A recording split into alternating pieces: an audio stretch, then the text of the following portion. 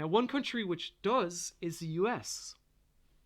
And the US has said that if China were to invade and take control militarily of Taiwan, the United States would defend it. So, this is one potential source of conflict between the United States and China.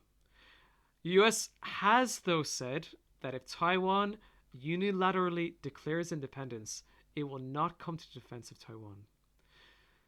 Hong Kong is another problem for China.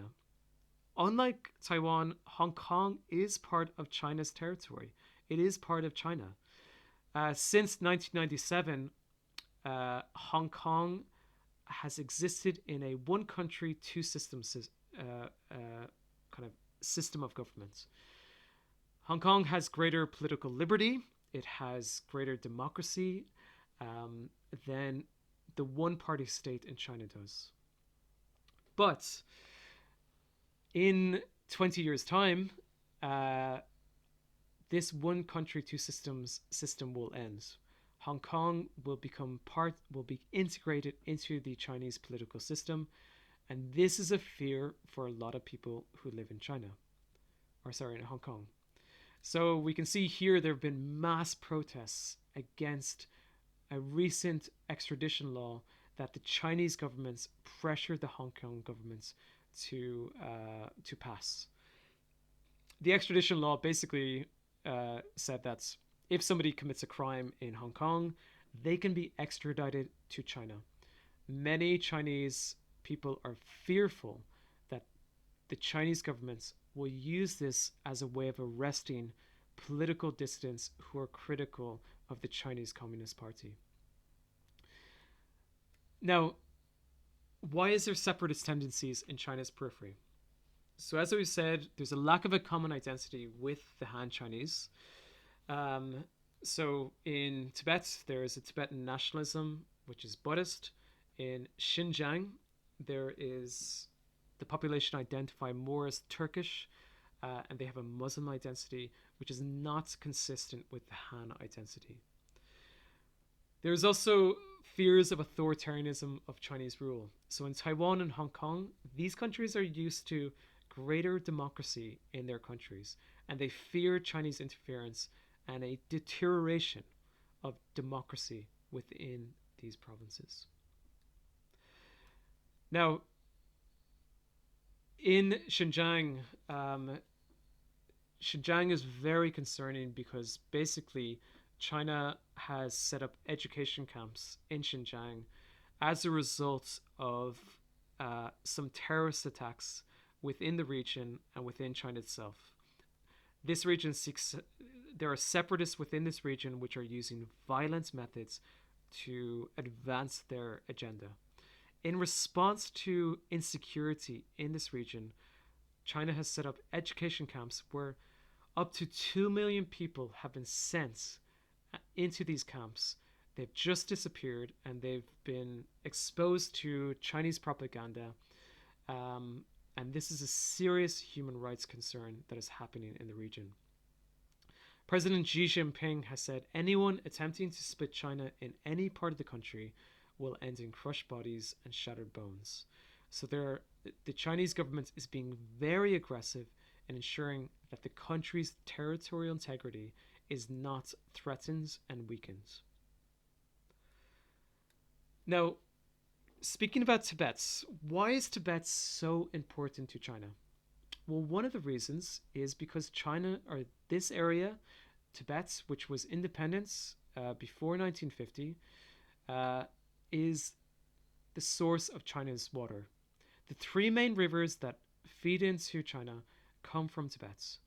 If another country were to take control of Tibet, for example, India would have a huge advantage over China because it could cut off the supply of water to the Chinese population. And for this reason, Tibet is incredibly important to China. A second reason Tibet is very important is because this is where the mountains are. If China were to lose control of the Himalayan mountains, they lose control of that defensive barrier that protects China from India. Now, the last part of this the the final part of the first half of this lecture is about legitimacy. Legitimacy is like public acceptance for the Chinese Communist Party to rule over its citizens. In democracies, a government's legitimacy is based on the fact that they were democratically elected. So with Macron, the public, even though some people might disagree with Macron, there's generally an acceptance that the Macron government is legitimate because that government was elected. Now, in China, there is no democratic elections. So, how does it get legitimacy? How does it get public acceptance from the Chinese people that it has a legitimate claim to rule over the population? Now, this is not saying that all Chinese people accept the rule of the Chinese Communist Party. As we saw, there are separatist regions within Xinjiang and Tibet, but also within the core of the Chinese population as well. But for the most part, the Chinese Communist Party has legitimacy.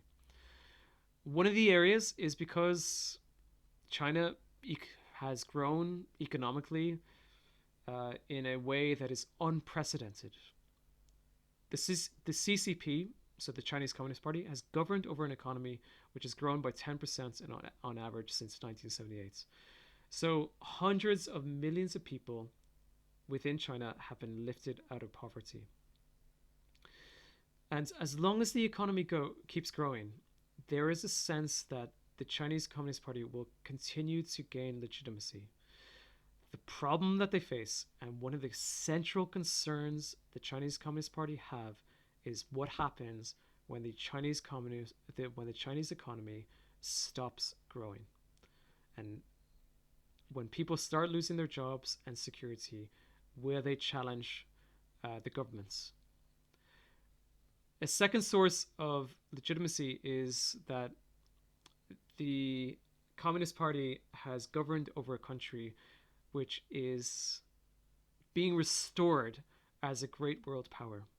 And there's pride in the sense that China is emerging as a global superpower after the century of humiliation from 1840 to 1940, where China became incredibly weak because of foreign invasion and foreign interference from Japan, the United Kingdom, and other European colonial powers. So the ambition is to create a Sinocentric order in Asia to replace Pax Americana. And as long as the government continues to increase China's power, there is popularity because it is restoring national pride in China's expansion of power within the world. Now, something that really threatens this is inequality. Along the coastal regions, China is fairly rich. These areas here are connected to and integrated into the global supply chain. They are part of globalization. This area here, they're much poorer. They're much more rural. They're less populated. They're much less economically productive. And there's a growing regional divide between these two areas. And this is a source of instability within China as long as this divide continues.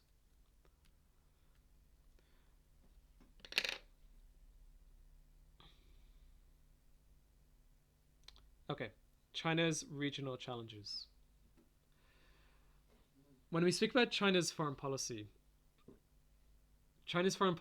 is firstly to remove Pax Americana from Asia. Pax Americana means the network of US military alliances surrounding China. So think about when we looked at Google Maps. South Korea, Japan, Philippines, Malaysia, these countries are allied to the US.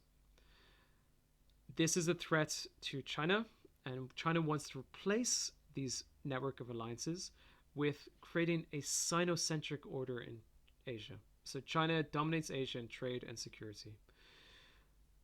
Obviously, China also wants to increase economic growth. To do this, they need to develop trade partners and trade partners that are not disrupted. Um, and one of the ways to do this has been through an investment project where China invests in other countries through the Belt and Road Initiative. And finally, maintain domestic stability. Ensure separatist movements do not receive support from overseas. So countries do not recognize Taiwan's independence. Okay, before I get to Japan, just quickly, let's just look at this map again. So China is encircled. It's encircled by a network of treaty alliances with the US on its Pacific flanks. So China is really vulnerable and weak in terms of this area here. If there was a situation with Taiwan where China felt that it had to take control of Taiwan, the US has a huge presence militarily to defend Taiwan. And this is a real problem for China. Much of China's nationalism is also based on reclaiming this island. So China wants to remove this influence so that it can achieve long term objectives like the reunification of Taiwan, and also, as we'll talk about later, taking control of the South China Sea and the East China Sea as well.